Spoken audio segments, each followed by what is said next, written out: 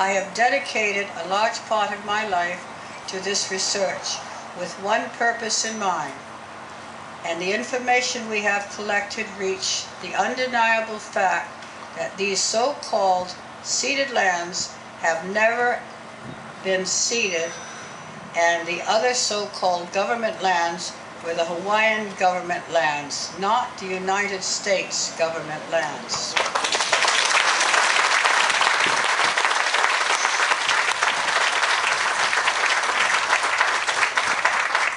My belief and conviction that the only recourse we Hawaiians have that will hold up in both Hawaiian and United States law is proof of ownership.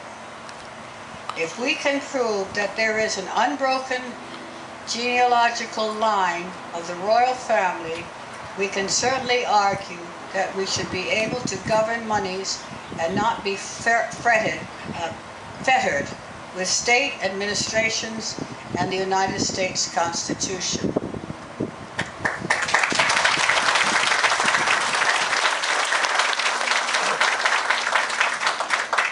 This certainly does not say we are bad Americans. It merely says we are, in our hearts, Hawaiians first.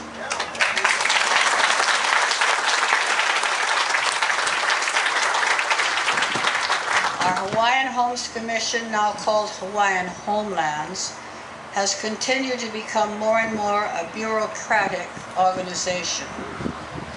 This executive-controlled group today has no semblance of what Prince Kuhio had in mind.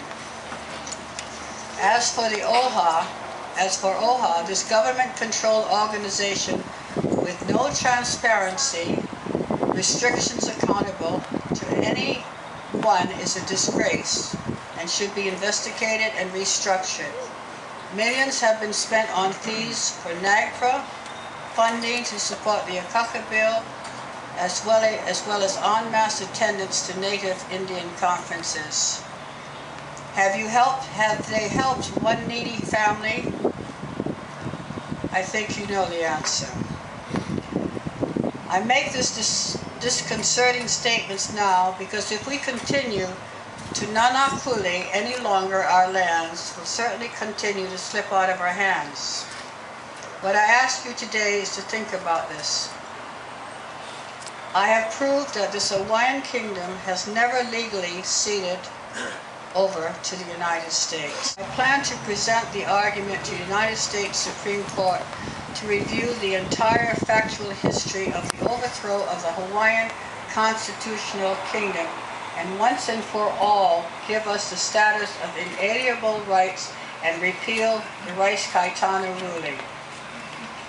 We must stand together, Onipa'a, and give your ali'i the support we must have to convince the United States Supreme Court that our argument has merit and warrants their compliance. Just make a decision once and for all.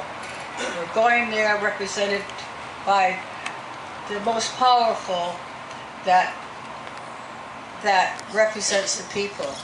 I say this in all humility because, as I have said before, that the mo'i did not own the land. The Hawaiian people always owned the land. It was at the discretion of the mo'i to govern the land. But the land was always inalienable. They could not sell it. Liliuokalani spent the best part of her remaining years in Washington, D.C. trying to reclaim her country.